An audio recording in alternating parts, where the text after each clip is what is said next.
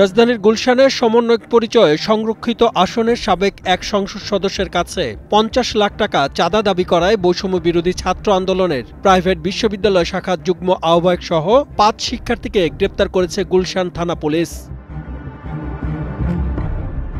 গুলশান থানার ভারপ্রাপ্ত কর্মকর্তা জানান, সাবেক এক সংসদ সদস্যের কাছ থেকে ৫০ লাখ টাকা চাঁদা দাবি করলে ওই ব্যক্তি ১০ লাখ টাকা দিতে রাজি হন। পরে চাঁদার টাকা নেয়ার সময় হাতে নাতে ৫ সমন্বয়ককে গ্রেফতার করে পুলিশ। বৈষম্য ছাত্র আন্দোলনের পরিচয় দিয়ে, সমন্বয়ক পরিচয় দিয়ে একটি গ্রুপ সাবেক যে একটি বাসা হতে, একটি অস্ট্রেলিয়ান প্রবাসী আবু জাফর নামে একজন ব্যক্তির বাসা হতে গত ১৭ তারিখে তারা সকাল ১০ ঘটিকার সময় যে ৫০ লক্ষ টাকা চাঁদা দাবি করে যে ৫০ লক্ষ টাকা না দিলে তারা পুলিশ বা সেনাবাহিনী দিয়ে তাদেরকে গ্রেপ্তার করবে। তারা পূর্বে আওয়ামী লীগ করতো।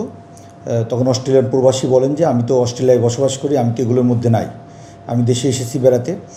তখন ওনার কাছ থেকে ১০ লক্ষ টাকা ভয়ভীতি প্রদর্শন করে ১০ লক্ষ টাকা দাবি করে, গ্রহণ করে। পরবর্তীতে উনি বিষয়টি পুলিশকে অবহিত করে না।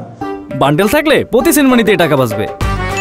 বিকাশ সেনমানি বান্ডেল কিনে জিতুন প্রতি লেনদেনে। পরবর্তীতে আরও ২ দিন পরে পুনরায় তারা বাকি ৪০ লক্ষ টাকা আনার জন্য যায়। বিষয়টা আমাদের তখনও অবগত করেনি ওই পরিবার থেকে।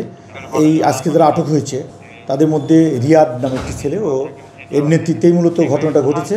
সে যা দাবি করে যে বাকি ৪০ লক্ষ টাকা আজকে দিতে হবে, নাহলে আজকে আপনাকে ধরে আমরা পুলিশে দেব।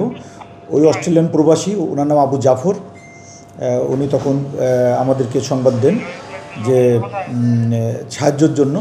তখন আমাদের একটি টিম সেখানে হাজির হয়ে ঘটনাস্থল থেকে হাতে নাতে পাঁচজনকে আটক করে। এ সময় গুলশান থানার ওসি জানান, চাঁদা দাবি করা শিক্ষার্থীর নাম রিয়াদ। তিনি গুলশান এলাকায় অবস্থিত একটি প্রাইভেট বিশ্ববিদ্যালয়ের ছাত্র বলে পরিচয় দিয়েছেন। নেতৃত্ব দিয়েছিল আব্দুর রাজ্জাক রিয়াদ, সে একটি প্রাইভেট বিশ্ববিদ্যালয়ে পড়ে, এবং বাকিরাও তার সহযোগী।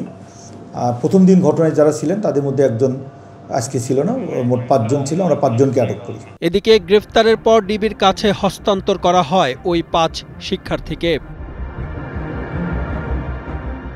সাদমান সাকিব, কালের কণ্ঠ।